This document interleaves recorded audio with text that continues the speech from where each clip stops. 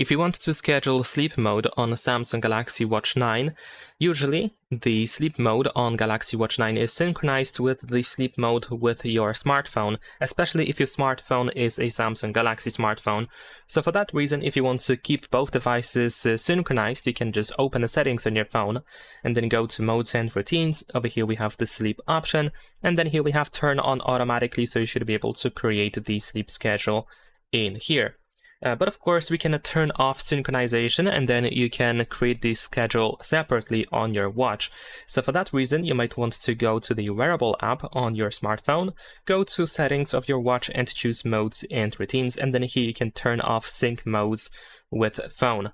Now after that, what you can do is you can simply open settings on your watch, and then we're gonna go to modes and routines over here, go to modes, choose sleep, and then here we have turn on as scheduled, so we're gonna turn it on.